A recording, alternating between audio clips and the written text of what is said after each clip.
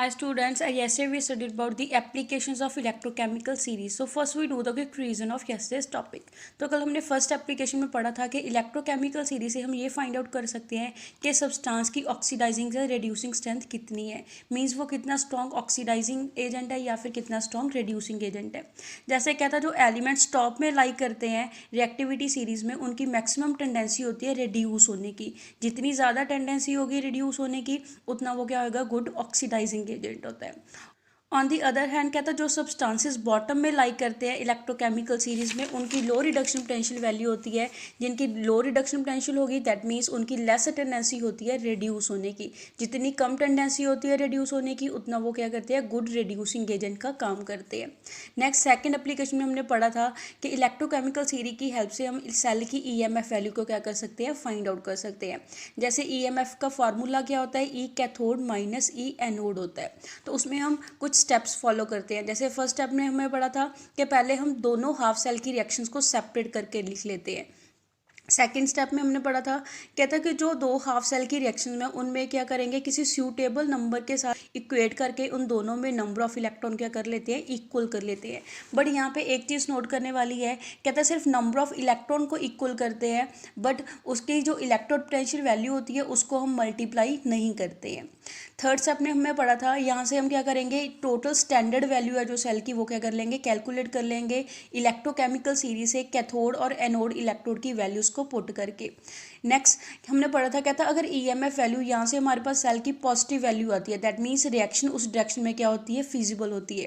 कहता अगर EMF value cell की नेगेटिव आती है, दैट मीन्स रिएक्शन है उस डायरेक्शन में फिजिबल नहीं होती है। तो वो किस डायरेक्शन में फिजिबल होगी, रिवर्स डायरेक्शन में फिजिबल होगी, ताकि उसकी वैल्यू क्या आ सके, पॉजिटिव वैल्यू आ सके।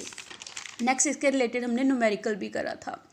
थर्ड एप्लीकेशन पढ़ी थी, इसको हम रिएक्शन की फिजिबिलिटी को चेक करने के लिए भी क्या कर सकते हैं, यूज़ कर सकते हैं। जैसे कहता है रिडॉक्स रिएक्शन होती है वो तभी फिजिबल होगी अगर उसमें स्पीसीज जिसकी हाई रिडक्शन पोटेंशियल वैल्यू हो वो रिड्यूस हो रही हो, मीन्स वो इलेक्ट्रॉन को गेन कर रही हो, और वो स्पीस जिसकी लो रिडक्शन पोटेंशियल वैल्यू हो वो ऑक्सीडाइज हो रही हो, मीन्स वो इलेक्ट्रॉन को क्या कर रही है, लूज हो रही हो। कहता अगर रिडॉक्स रिएक्शन ये वाला ट्रेंड फॉलो करती है तभी वो उस डायरेक्शन में फिजिबल होती है, अदरवाइज वो फिजिबल नहीं होती है। तो अदरवाइज वो किस रिएक्शन में फिजिबल होगी, रिवर्स रिएक्शन में फिजिबल होगी। Now we come to our today's topic, that is आज हम फोर्थ एप्लीकेशन करेंगे इलेक्ट्रोकेमिकल सीरीज की। जैसे कहता इलेक्ट्रोकेमिकल सीरीज है, ये हमें ये हेल्प भी करती है प्रेडिक्ट करने में कि मेटल हाइड्रोजन को लिबरेट करेगा या नहीं करेगा जब वो एसिड के साथ रिएक्शन शो करता है।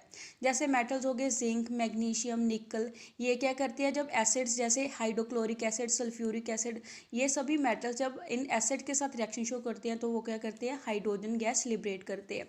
जबकि मेटल्स हो गए कॉपर, सिल्वर, ये जब एसिड के साथ रिएक्शन शो करते हैं तो ये हाइड्रोजन गैस को लिबरेट नहीं करते हैं। इन जर्नल कहता है सिर्फ वही मेटल्स हाइड्रोजन गैस को लिबरेट करेंगे जिनकी नेगेटिव इलेक्ट्रोड पोटेंशियल वैल्यूज होती है, दैट मीन्स उनकी ई नॉट वैल्यू किस में आती है, नेगेटिव में आती है। नेक्स्ट कहता ऑब्वियसली हाइड्रोजन क्या है, हाइड्रोजन में ज़्यादा टेंडेंसी होती है रिड्यूस होने की, मीन्स हाइड्रोजन में ज़्यादा टेंडेंसी होती है इलेक्ट्रॉन्स को एक्सेप्ट करने की। तो मेटल जिनकी रिडक्शन पोटेंशियल वैल्यू नेगेटिव होगी, जितनी ज़्यादा नेगेटिव में वैल्यू होगी उतनी उसमें ज़्यादा टेंडेंसी होगी ऑक्सीडाइज होने की, मीन्स उतनी उसमें ज़्यादा टेंडेंसी होगी इलेक्ट्रॉन को लूज़ करने की। जिन इलेक्ट्रॉन्स को मेटल लूज़ करता है उन्हीं इलेक्ट्रॉन को हाइड्रोजन आइंस गेन करके किस में कन्वर्ट हो जाते हैं, हाइड्रोजन गैस में कन्वर्ट हो जाते हैं। दैट मीन्स उस केस में क्या होती है, हाइड्रोजन गैस लिबरेट होती है। कहता उन मेटल्स को हम क्या बोलते हैं, एक्टिव मेटल्स बोलते हैं। जैसे कोई भी मोनोवेलेंट मेटल ले लिया, मोनोवेलेंट मीन्स कि वो वन इलेक्ट्रॉन को क्या कर रहा है, लूज कर रहा है। कहता मेटल अगर वन इलेक्ट्रॉन को लूज करेगा, उसी एक इलेक्ट्रॉन को हाइड्रोजन आइंस एसिड में से हाइड्रोजन आइंस उस इलेक्ट्रॉन को गेन कर लेंगे और किस में कन्वर्ट हो जाते हैं, half molecule of hydrogen gas में कन्वर्ट हो जाते हैं। दैट मीन्स उसमें क्या होती है, हाइड्रोजन गैस लिबरेट होती है। कहता मेटल्स जैसे कॉपर, सिल्वर, इनकी वैल्यू होती है जो इलेक्ट्रोड पोटेंशियल वो किस में होती है, पॉजिटिव वैल्यू होती है। दैट मीन्स उसमें इलेक्ट्रॉन को एक्सेप्ट करने की टेंडेंसी होती है, इलेक्ट्रॉन को लूज करने की टेंडेंसी नहीं होती। जिस वजह से कहता ये एटम्स है वो इस पोजीशन में नहीं होते ताकि वो हाइड्रोजन आइंस को इलेक्ट्रॉन प्रोवाइड कर सके, तो उनके केस में हाइड्रोजन गैस है वो लिबरेट नहीं होती। Next topic is dependence of electrode and cell potential on concentration, कि जो इलेक्ट्रोड पोटेंशियल वैल्यू है या सेल पोटेंशियल वैल्यू है वो कंसंट्रेशन के ऊपर कैसे डिपेंड करती है, जिसको हम क्या बोलते हैं, नर्नेस्ट इक्वेशन बोलते हैं।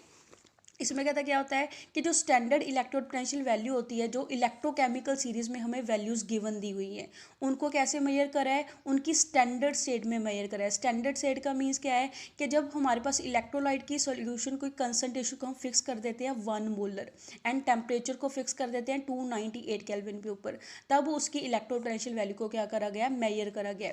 इसलिए उस वैल्यू को क्या बोलते हैं, हम स्टैंडर्ड वैल्यू बोलते हैं।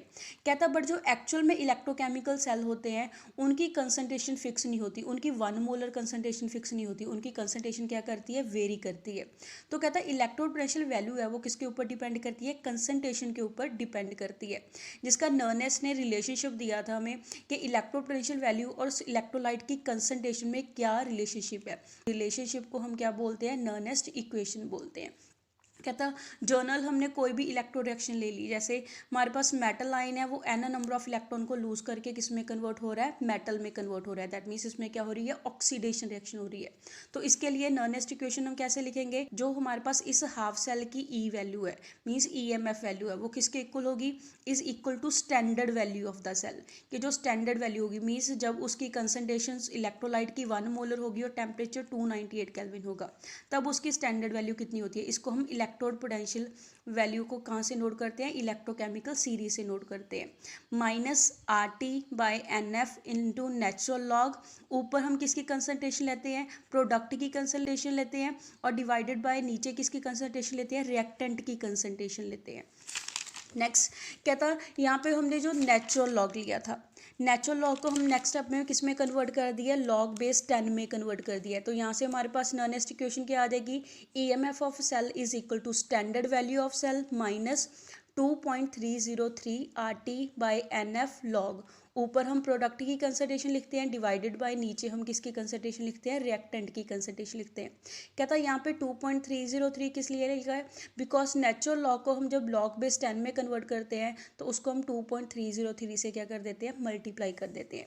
कहता है यहाँ पे जो ई वैल्यू है, ई सेल की वैल्यू है वो क्या होती है, इलेक्ट्रोड पोटेंशियल वैल्यू होती है, और जो ई नॉट वाली वैल्यू है वो स्टैंडर्ड इलेक्ट्रोड पोटेंशियल वैल्यू है। मीन्स जब हमारे पास सॉल्यूशन की कंसंट्रेशन कितनी होती है, 1 मोलर कंसंट्रेशन होती है।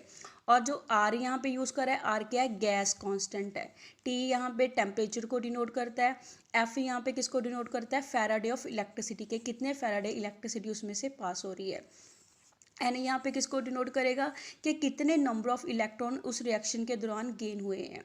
और MN पॉजिटिव किसको डिनोट करता है कि मोलर कंसंट्रेशन आयंस की कितनी है इलेक्ट्रोलाइट के सॉल्यूशन में। और जो हमारे पास M की कंसंट्रेशन है वो किसको डिनोट करता है कि मेटल की कंसंट्रेशन कितनी है उसको डिनोट करता है। कहता है यहाँ पे हम कांस्टेंट वैल्यूज़ को पुट कर देंगे इस इक्वेशन में। जैसे R की वैल्यू हमारे पास गैस कांस्टेंट की वैल्यू फिक्स होती है 8.314 जूल पर केल्विन पर मोल। ऑल्सो TB यहाँ पे टेम्परेचर भी फिक्स होता है स्टैंडर्ड कंडीशन में 298 केल्विन, और फैराडे कांस्टेंट भी फिक्स होता है 96500 कॉलम्स। कहता ये नर्नेस्ट इक्वेशन है 25 डिग्री सेल्सियस पे क्या हो जाएगी अब हमारे पास, जब हम सभी कांस्टेंट वैल्यूज़ को पुट कर देते हैं। तो ये इक्वेशन हमारे पास किसके इक्वल आ जाती है, E cell is equal to E0 minus 0.059/n। यहाँ पे इन सभी कांस्टेंट वैल्यू को सॉल्व करके हमारे पास कितना आया है, 0.059 आया है, डिवाइडेड बाय n किसके ऊपर डिपेंड करेगा कि जो रिएक्शन हम केमिकल रिएक्शन यूज़ कर रहे हैं उसमें कितने नंबर ऑफ इलेक्ट्रॉन गेन हो रहे हैं, इनटू लॉग ऊपर हम प्रोडक्ट की कंसंट्रेशन लेते हैं डिवाइडेड बाय रिएक्टेंट की कंसंट्रेशन लेते हैं। यहाँ पे कहते हैं एक चीज़ नोट करने वाली है कि जब मेटल अपनी सॉलिड स्टेट में होता है तब उसकी कंसंट्रेशन को हम क्या लेते हैं, यूनिटी लेते हैं, मीन्स 1 के इक्वल लेते हैं। तो यहाँ से ये इक्वेशन किसके इक्वल आ गई, E cell is equal to E0 minus 0.059/n log 1 by concentration of metal ions.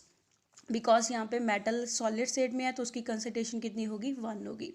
कहता है सिंप्लिसिटी के लिए हम इसको कैसे नोट करते हैं, E is equal to E0 minus 0.059/n log 1 by molar concentration of ions in the electrolytic solution. ये इक्वेशन कहाँ पे वैलिड होती है, एट 25 डिग्री सेल्सियस पे वैलिड होती है।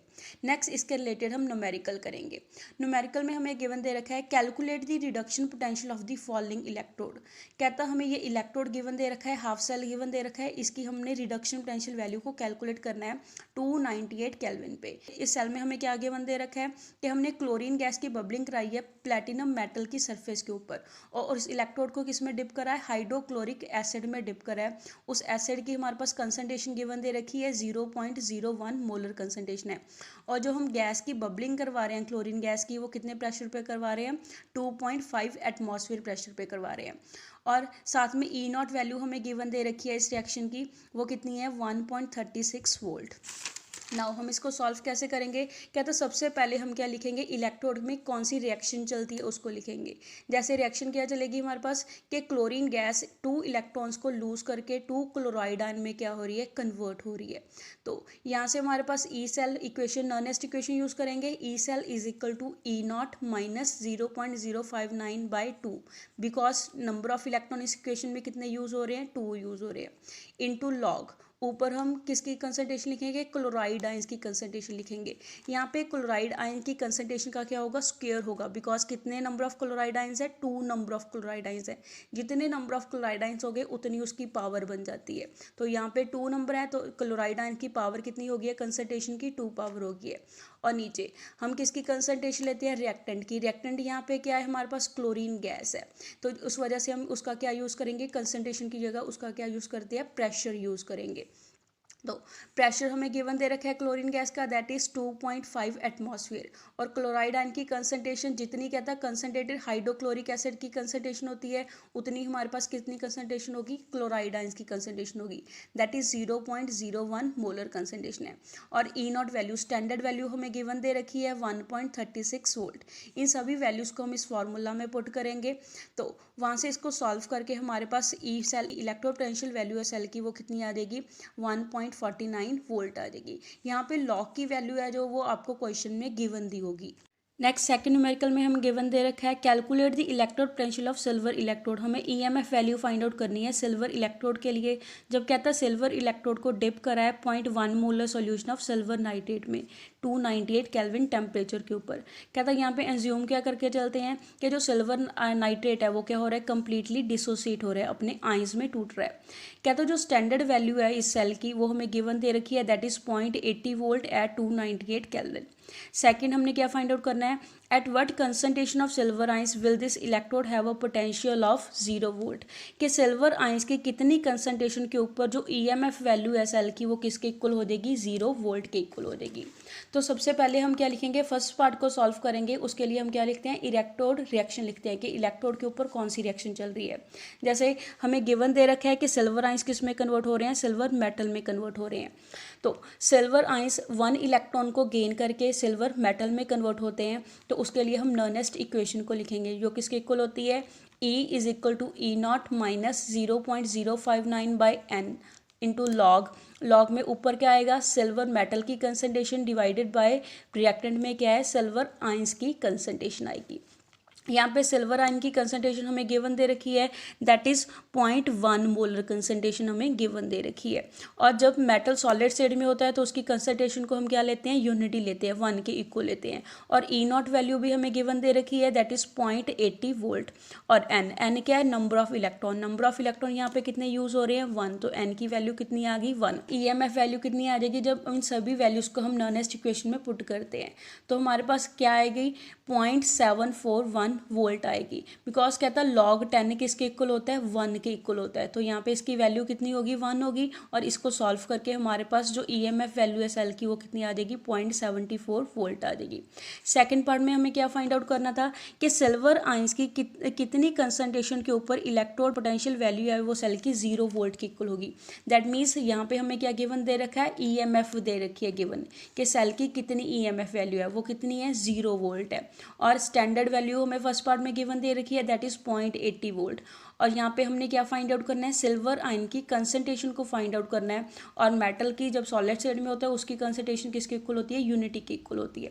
तो यहाँ पे हम नॉनेस्ट इक्वेशन को यूज़ करेंगे, वो किसके इक्वल होती है, E is equal to E not minus 0.059/n log, ऊपर हम प्रोडक्ट की कंसंट्रेशन लेते हैं डिवाइडेड बाय नीचे हम रिएक्टेंट की कंसंट्रेशन लेते हैं।